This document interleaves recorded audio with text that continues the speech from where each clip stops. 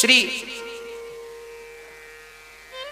भगवान ने आज गोपियों से कहा, देवियों आप अपने अपने पतियों को छोड़। अब देखो भगवान यहां कर्म पर जोर लगा रहे हैं। भगवान कहते हैं कि तुम अपने कर्मों को छोड़कर आई हो, ये तुमने अच्छा नहीं किया।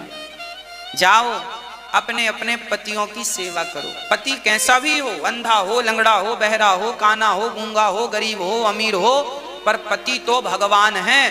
सदा ही नारी को अपने पति की सेवा करनी चाहिए। पति भगवान है। बस भगवान ने गोपियों से कह दिया, दोहशीलो दुर्भगो वृद्धो जड़ो रोग्य धनो पिवा। पति कैसा भी हो फर्क नहीं पड़ता। कई बार आपको ऐसा पति मिल जाता है जो सुंदर नहीं है, माँ बाप ने जबरदस्ती शादी करा दी। पति, लड़की गोरी है, पति काला है, अब लड़की के अंदर अंदर चलता है, लोग ऐसे पति से शादी कर दी। कई बार दिल स्वीकार नहीं करता, एक्सेप्ट नहीं करता मन है। पति पत्नी की तरह रहते हैं पर मन भागता है, नहीं ये काला है, मेरे मन का नहीं है। ये पति भी कई बार मेरे मन की पत्नी नहीं है। होता है, बहुत सारे लोग परेशान हैं जो रिश्ते होने के 10 साल बाद भी ये सोच रहे हैं, बच्चा भी बड़ा हो गया फिर भी सोच रहे हैं कि पत्नी मन की नहीं, पति मन का नहीं। ये बात कोई किसी से कहता नहीं है पर कई बार मन में आती हैं ये बातें। लोग कहते हैं अपने आप से कि मन की नहीं है, मन की नहीं है, मन की नहीं, पति मन का नहीं। इससे भी अच्छा मिल जाता तो बढ़िया था। कैसा मिलता? वैसा मिल जाता। एग्जाम्पल भी आप देते हैं, वैसा मिलना था, उनके जैसे था, उनके जैसे वो। आदमी ऐसा सोचता है, ये बातें कहता किसी से नहीं पर दिमाग में चलता रहता है। क्यों चलती हैं ये बातें? क्योंकि आप संतुष्ट नहीं हैं। काश आप संतुष्ट होते अपने रिश्तों से तो आपके दिमाग में ये कचरा कभी ना प्रवेश करता। संतुष्टि नहीं है पत्नी को, संतुष्टि नहीं है पति को, इसलिए ये बातें उठती हैं। कई बार तो गुस्से गुस्से में लोग निकाल भी देते हैं।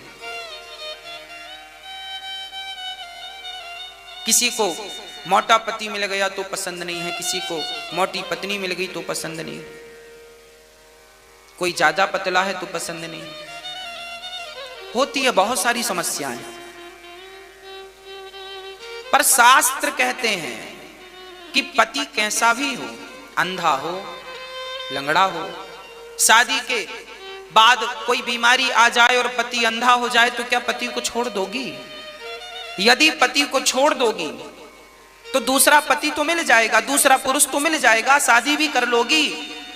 पर जब यहां से कार्यकाल पूरा करके जाओगी या जाओगे तो भगवान पूछेंगे, क्यों?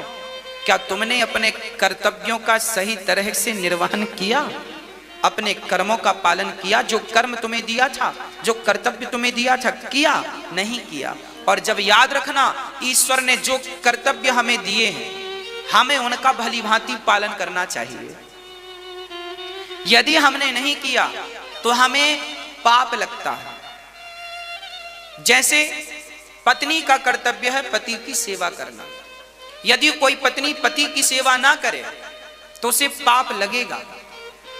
उस पाप का फल उसे जरूरी नहीं है किसी जन्म में मिले, किसी और जन्म में मिलेगा। आप मत करो, आपको नहीं करना तो, पर याद रखना कि वो जो आपने छोड़ दिया ना खालिस्तान, वो भरना आपको ही पड़ेगा। आज ना सही कल भरोगे। हाँ, भरना पड़ता।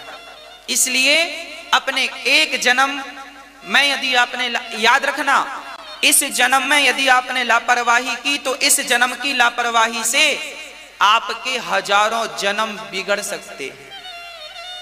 और इस जन्म में यदि तुमने, चलो आज दाल में नमक ज्यादा हो गया है तो खा लेते हैं, कोई बात नहीं, कल बढ़िया मिल जाएगी। एडजस्ट करना सीखो।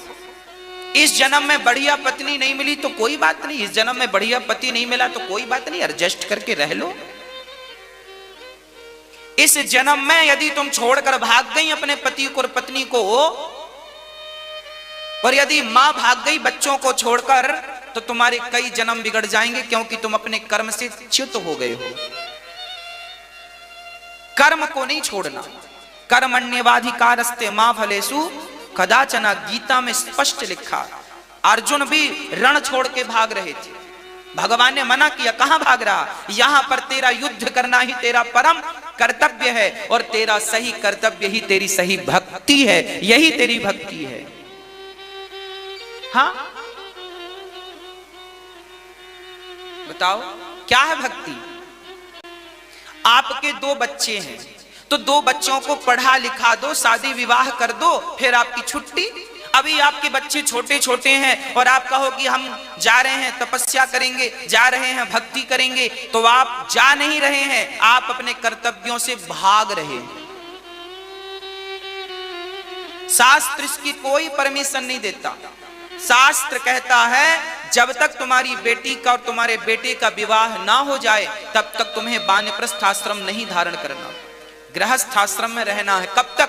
जब तक बिटिया का और बेटे का विवाह। जब बेटे का बेटी का विवाह हो जाए फिर गृहस्थ आश्रम छोड़ सकते हैं, परमिशन मिल गई अब आपको।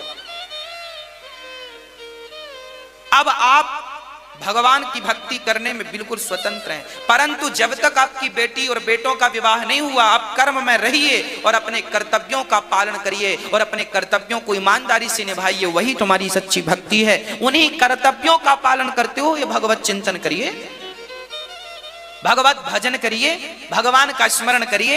यही देखिए सरल काम तो कोई भी कर लेगा। जंगल में जाके आंख बंद करना मुश्किल नहीं है, पर घर के काम धाम करते हुए भगवान का चिंतन करना मुश्किल है। यही करना तुम्हारे लिए तुम्हारी भक्ति। हाँ, जंगल में तो आंख बंद करने के सिवा कोई दूसरा काम भी नहीं, पर घर में तो सब झंझट होते हैं, परेशानियां होती हैं, लोगों की गालियां भी सुननी पड़ती हैं, अपमान भी सहना पड़ता है। अरे गालियां सुनकर, अपमान सहकर, लातें बातें खाकर भी भगवान का स्मरण बना रहे। सच कहता हूं तुम भी बहुत बड़े सन्यासी हो यदि तुमने ऐसा कर लिया तो। आप किसी साधु और सन्यासी से कम नहीं है। गृहस्थ आश्रम में रह करके जो भगवान को याद करते हैं वो किसी साधु किसी सन्यासी से कम नहीं है।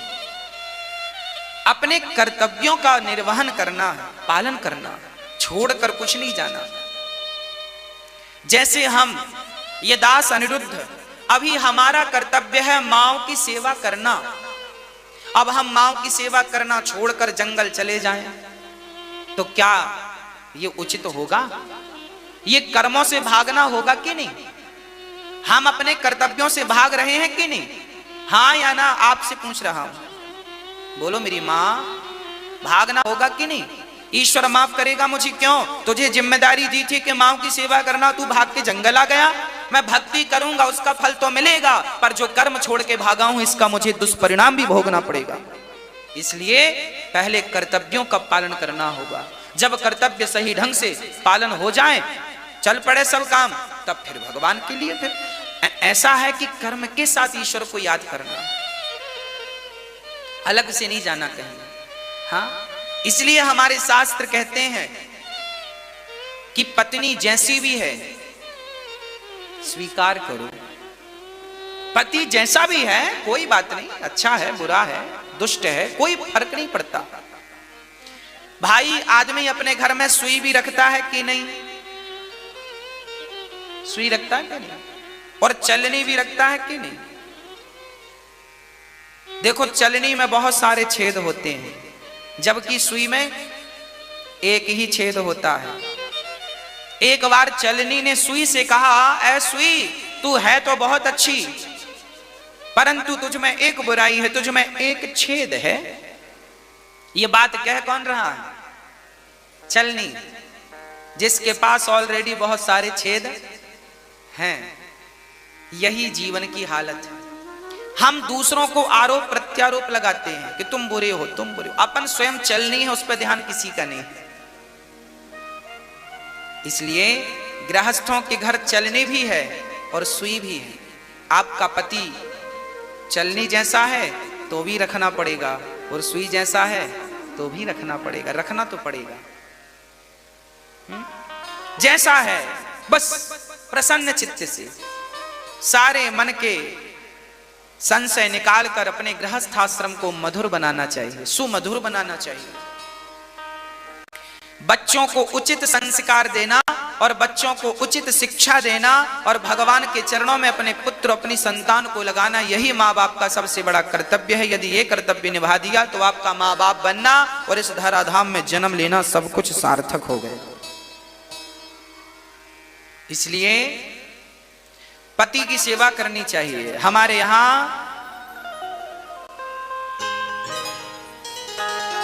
पति के लिए बढ़िया बातें कही हैं।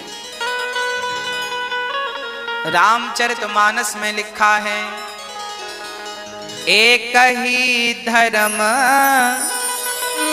एक व्रत नैमा, काय वचन मम पति पद प्रेमा, काय वचन मम पति पद प्रेमा। धीरज धर्म मित्र और नारी, आपत्काल परखिए चारी। चार लोगों को विपत्ति के समय परखा जाता है। स्त्री को धैर्य, धीरज, धैर्य, धर्म, मित्र और नारी। इसलिए पति संकट में हो तो कभी भी पत्नी को पति का साथ नहीं छोड़ना चाहिए, और पत्नी संकट में हो तो कभी भी पति को पत्नी का साथ नहीं छोड़ना चाहिए। सीता संकट पर थी रावण के पास, तो क्या राम ने साथ छोड़ दिया? राम को क्या जरूरत थी लड़ने की रावण से? दूसरी शादी कर लेते, तीसरी शादी कर लेते, पर नहीं। पति का धर्म है पत्नी के स्वाभिमान की रक्षा करना। इसलिए हमारे यहां मर्यादाएं हैं।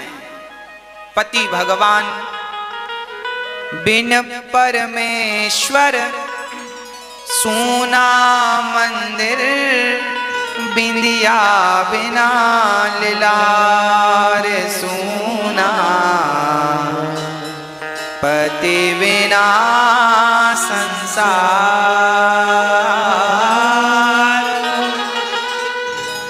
मंदिर कितना भी अच्छा हो, मूर्ति नहीं है तो मूर्ति के बिना मंदिर अधूरा है।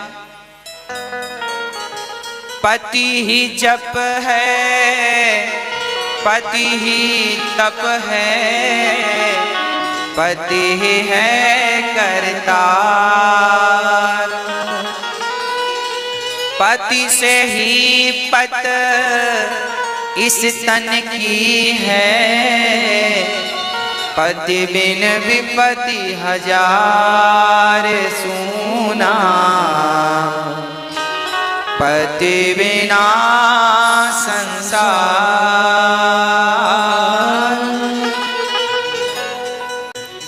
एक पति व्रत रहे जगत में, सब व्रत हैं बेकार। बिन पति व्रत के नारी का तो जीवन है बेकार सूना, पति बिना संसार। नारी के लिए एक ही धर्म है, एक पति व्रत रहे जगत में, सब व्रत हैं बेकार। नारी का एक ही व्रत पतिव्रता। जो नारी पतिव्रता है उस नारी के दर्शन मात्र से कल्याण हो जाता है। पतिव्रता नारी कौन? जो स्त्री सपने में भी अपने पति के सिवा पर पुरुष का चिंतन ना करे, उसे पतिव्रता जानो। नारी सपने में भी आपको पर पुरुष का चिंतन नहीं करना चाहिए, पर स्वप्न में भी, जागृत में तो छोड़ दो, सपने में भी पर पुरुष का स्वप्न ना आए, पति के अतिरिक्त कोई और पुरुष ना हो, उसे पतिव्रता कहते हैं। इसलिए हमारे शास्त्र कितनी मर्यादा में है। क्यों? स्त्री चरित्रवान हो, पुरुष चरित्रवान हो। भारत चरित्रवानों का, हमारे ग्रंथ क्या चाहते हैं हमारी भागवत, हमारे वेद पुराण चाहते हैं कि आप चरित्रवान बने, आपके पति चरित्रवान रहें, आपके बच्चे चरित्रवान रहें। यही देखो शास्त्र आपके भले में चाहते हैं। और क्या चाहते हैं? पति ही ब्रह्मा, पति ही विष्णु, पति नरवदाधा। जिस नारी ने कंधा पाया, उसकी नैया पार सूना। पति बिना संसार।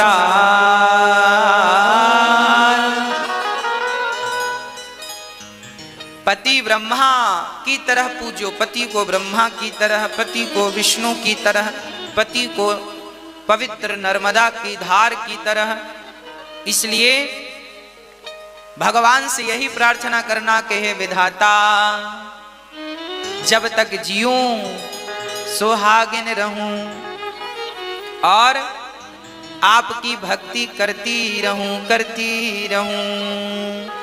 जिनके पति नहीं हैं वो परेशान ना हो।